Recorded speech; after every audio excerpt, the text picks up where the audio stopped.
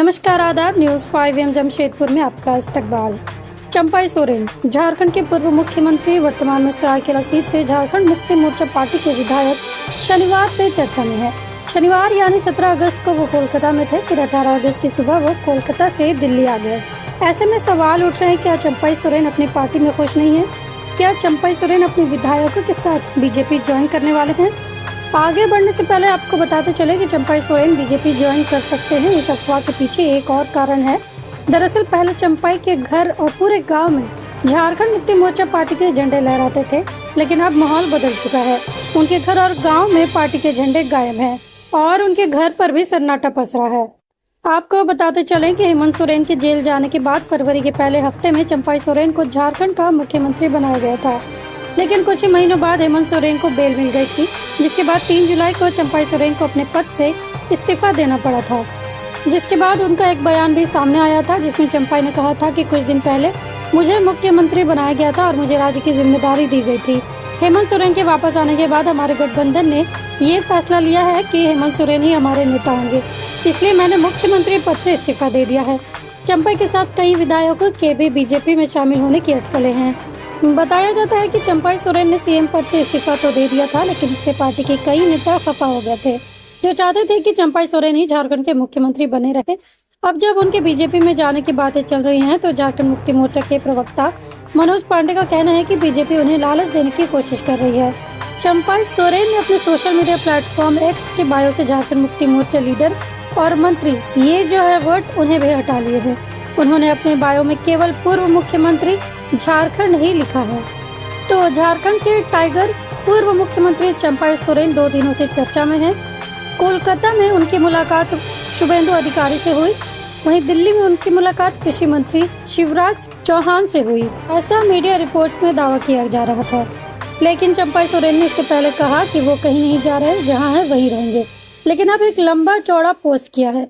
उन्होंने अपने सभी सोशल मीडिया प्लेटफॉर्म पर इस समय एक भावुक पोस्ट लिखा है, जिसे पढ़कर बहुत से सवाल सामने आ रहे हैं, जैसे क्या टाइगर ने अपनी चाल बदल ली है? क्या झारखंड की सियासत में नया भूचाल आने वाला है?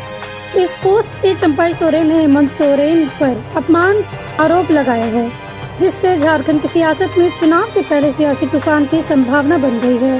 पूर्व मुख्यमंत्री चंपाई सोरेन की बीजेपी में जाने की अटकलें काफी तेज हो गई हैं। उनके साथ ही जेएमएम कांग्रेस के भी कई विधायकों के पाला बदलने की चर्चा है। इसके साथ ही चंपाई सोरेन ने सोशल मीडिया पर एक चिट्ठी जारी कर अपनी नाराजगी की वजह भी बताई है। इस पोस्ट से चंपाई सोरेन ने अपने टूट जाने की पूरी कहानी बताई है। चंपाई सोरेन ने साफ कर दिया है कि उनका अगला प्लान क्या होने वाला है। ये भी बताया है कि आखिर उन्हें ऐसा फैसला लेने पर क्यों मजबूर किया गया।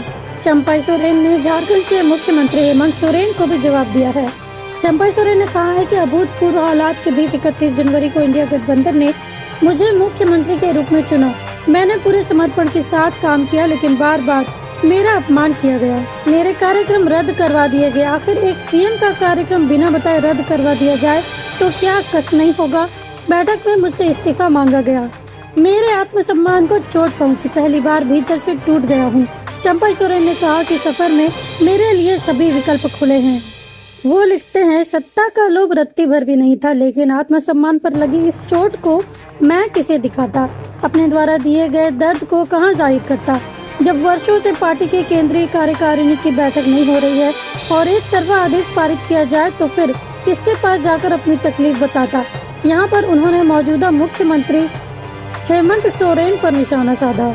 आगे लिखते हैं, इस पार्टी में मेरी गिनती वरिष्ठ सदस्यों में होती है, बाकी लोग जूनियर है और मुझसे सीनियर सुप्रीमो जो है वो अब स्वास्थ्य की वजह से राजनीति में सक्रिय नहीं है। फिर मेरे पास क्या विकल्प था? अगर वो सक्रिय होते तो शायद अलग हालात होते। यहाँ बात शिबू सोरेन की जा रही है। लिखते हैं, इतने अपमान और तिरस्कार के बाद मैं वैकल्पिक राह तलाशने पर मजबूर हो गया। मैंने भारी मन से विधायक दल की उसी बैठक में कहा था कि आज से मेरे जीवन का नया अध्याय शुरू होने जा रहा है। इसमें मेरे पास 3 विकल्प थे। पहला, राजनीति से संन्यास लेना, दूसरा, अपना अलग संगठन खड़ा करना और तीसरा, इस राह में अगर कोई साथी मिले तो उसके साथ आगे का सफर तय करना। झारखंड की सियासत में चंपाई सोरेन टाइगर के नाम से जाने जाते हैं। उनके कद का अंदाजा इसी बात से लगाया जा सकता है कि कई मौकों पर सीएम हेमंत सोरेन उनके पैर छूते नजर आते हैं। ऐसे में अगर चंपाई सोरेन झामुमो छोड़कर भाजपा में जाते हैं तो ये हेमंत सोरेन के लिए बड़ा झटका होगा। चंपाई सोरेन राज्य के बड़े आदिवासी नेता हैं। कोल्हान क्षेत्र के 14 सीटों पर उनका दबदबा माना जाता है। आदिवासी वोटरों में उनकी लोकप्रियता भी बेहद खास मानी जाती है।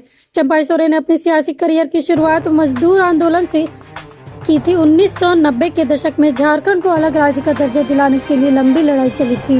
इस आंदोलन में शिबू सोरेन के साथ साथ चंपाई सोरेन ने भी अहम योगदान दिया था, तभी से उन्हें टाइगर के नाम से जाना जाता है। चंपाई को शिबू सोरेन का सिपह सलाहकार कहा जाता है।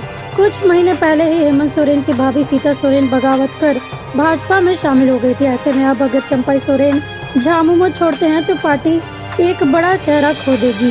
इससे आगामी चुनाव में असर देखने को मिल सकता है। चंपाई सोरेन ने अपनी चिट्ठी के अंत में संगठन को किसी प्रकार की क्षति पहुंचाने के इरादे से इनकार किया है, लेकिन अंतिम वाक्य में मौजूदा हालात का जिक्र करते हुए टू बी कंटिन्यूड वाला सस्पेंस बरकरार रखा है। ऐसे में कितने और कौन कौन से विधायकों के साथ उनके नए सफर का आगाज होता है, ये देखना दिलचस्प रहेगा।